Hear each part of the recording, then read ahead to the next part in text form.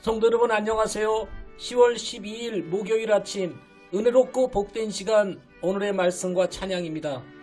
죄성을 가진 인간은 자신의 뜻을 이루기 위해 다른 사람을 희생시키는 일을 주저하지 않고 행하는 악한 마음을 가지고 있습니다. 예수님께서 탄생하셨을 때 유대인의 왕이 나셨다는 소식을 들은 헤롯은 사전에 예수님을 제거하려는 마음을 가지고 있었습니다.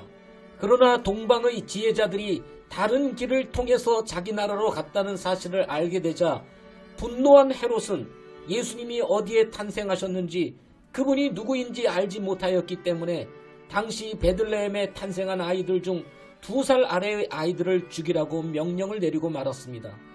결과 당시 베들레헴에 탄생하였던 2살 아래의 아이들은 헤롯에 의해서 죽임을 당하게 되었던 것입니다. 사람이 얼마나 악할 수 있는지를 보여주는 예라고 할 수 있을 것입니다.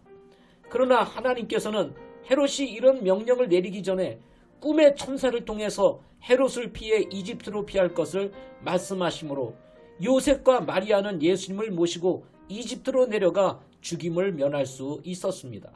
예수님은 헤롯이 죽을 때까지 이집트에서 사셔야만 했습니다.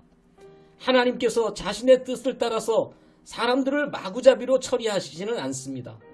헤롯이 죽을 때까지 베들레헴이 아니라 이집트로 피하게 하신 이유인 것입니다. 때로는 하나님의 때를 위하여 잠잠히 세상에 머물러 있어야 할 때도 있다는 사실도 배울 수 있는 귀한 말씀입니다. 사람들이 헤롯과 같이 악해질 수 있다는 사실은 누구도 부인할 수 없는 것입니다. 우리 자신조차도 헤롯과 같이 될 수 있기 때문입니다. 성도들이라 할지라도 여전히 죄성을 지니고 있기에 환경과 상황에 따라서 죄의 본성대로 살지 말고 영적인 생각을 가지고 때를 기다릴 줄 아는 인내하는 믿음으로 살아가는 복된 하루가 되시기를 주님의 이름으로 축복합니다.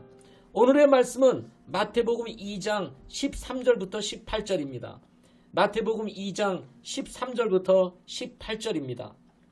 그들이 떠난 뒤에 보라, 주의 천사가 꿈에 요셉에게 나타나 이르되 헤롯이 어린아이를 찾아 그를 죽이려 하니 일어나 어린아이와 그의 어머니를 데리고 이집트로 피하여 내가 네게 말을 전해 줄 때까지 너는 거기 있으라 하매 그가 일어나 밤에 어린아이와 그의 어머니를 데리고 이집트로 떠나 헤롯이 죽을 때까지 거기 있었으니 이것은 주에 관하여 대언자를 통해 말씀하신 것을 성취하려 함이더라.